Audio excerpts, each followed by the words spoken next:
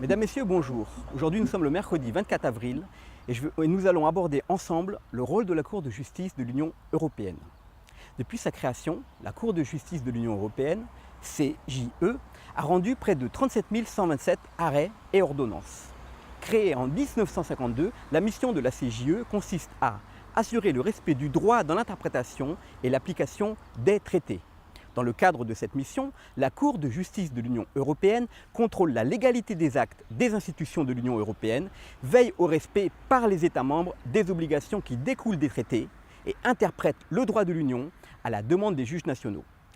Elle constitue ainsi l'autorité judiciaire de l'Union européenne et veille, en collaboration avec les juridictions des États membres, à l'application et à l'interprétation uniforme du droit de l'Union.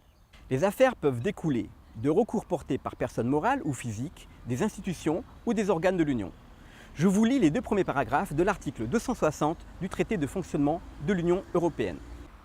Si la Cour de justice de l'Union européenne reconnaît qu'un État membre a manqué à une des obligations qui lui incombent en vertu des traités, cet État est tenu de prendre les mesures que comporte l'exécution de l'arrêt de la Cour, c'est-à-dire les ordres. Si la Commission estime que l'État membre concerné n'a pas pris les mesures que comporte l'exécution de l'arrêt de la Cour, elle peut saisir la Cour après avoir mis cet État en mesure de présenter ses observations. Elle indique le montant de la somme forfaitaire ou de l'astreinte à payer par l'État membre concerné qu'elle estime adapté aux circonstances. Si la Cour reconnaît que l'État membre concerné ne s'est pas conformé à son arrêt, elle peut lui infliger le paiement d'une somme forfaitaire ou d'une astreinte. En définitive, la CJE n'est là que pour juger des affaires qui découlent des traités de l'Union européenne.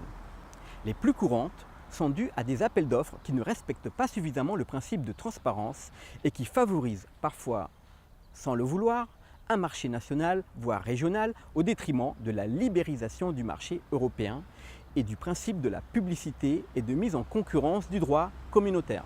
Ce fut le cas lorsque le Pays-Bas avait lancé un appel d'offres qui s'était basé sur deux critères de label bio, donc très précis, plutôt que de lancer l'appel d'offres sur les spécifications détaillées et techniques des produits alimentaires qu'il recherchait. La CJE se base sur les articles et les directives qui découlent de celui-ci pour appliquer le droit. Mais la CJE, la Cour de justice européenne, a aussi une tâche bien plus importante que de veiller à ce que les traités soient bien compris de nos institutions. Elle veille à ce que les États retranscrivent bien les directives, les normes et les lois dictées par la Commission et le Conseil européen. Par exemple, saviez-vous que la Cour de justice de l'Union européenne a imposé à la France le renouvellement du modèle français de la fonction publique? Elle lui a, au nom de la libre circulation des travailleurs, demandé d'ouvrir la fonction publique territoriale aux étrangers communautaires. L'ouverture du marché de la fonction publique aux travailleurs de l'Union européenne signe également la fin du statut du fonctionnaire tel que nous l'avions connu jusqu'alors, pour mettre en place des emplois de services ouverts à la concurrence de la communauté européenne dans son ensemble.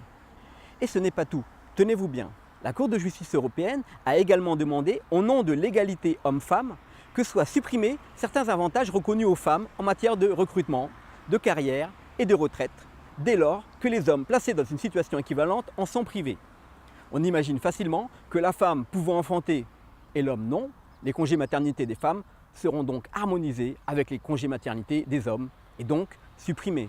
Eh bien, sur ce genre de loi, qui passera sûrement à 2 h du matin, réunissant par exemple 40 députés, comme ça s'est déjà vu, ou par un 49.3, ou encore, comme nous l'avons vu pendant la première année du gouvernement Philippe, par ordonnance, car la France et son gouvernement sont obligés de se plier aux orientations, aux ordonnances et aux directives. Sinon, elles doivent en payer le prix par le biais de la Cour de justice européenne.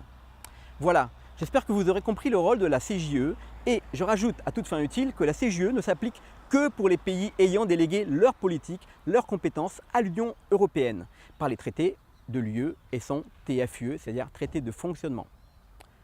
Aussi, la seule façon de se libérer du droit et des obligations découlant des traités est de dénoncer ce traité par l'article 50 qui le permet, et bien sûr avec un gouvernement qui ne soit pas pro-européen et dont l'objectif de sortie est clair et sans ambiguïté. Je parle bien sûr de l'UPR.